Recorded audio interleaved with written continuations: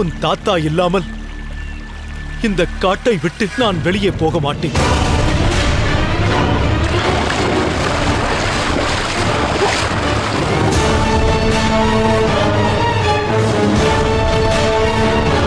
அப்பா! தாத்தா!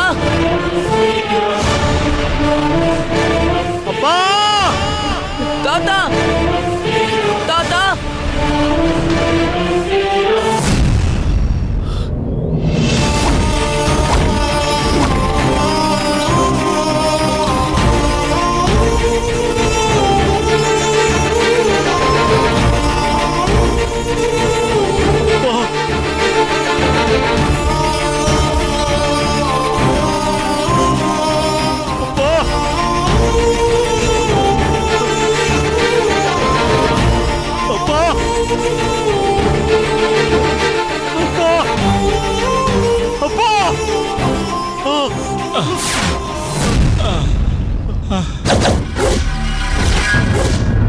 அப்பா!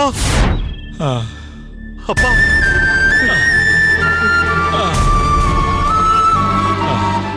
ஐயோ அப்பா, உடல் நெருப்பாக கொதிக்கிறதே. என்னப்பா இது? என்னை ஒரு குரல் கொடுத்திருக்க கூடாதா? முடியவில்லை அப்பா. மூச்சு திணற ஆரம்பித்து விட்டது. நீங்கள் வெகு தூரம் சென்று விட்டீர்கள். என்னால் உங்களை அழைக்க முடியவில்லை. ஆகையால் தான் நான் இங்கேயே படுத்து விட்டேன். இன்னும் எவ்வளவு தூரம் போக வேண்டும்? எங்கேயும் போக வேண்டாம். உங்களால் ஒரு அடி கூட எடுத்து நடக்க முடியாது.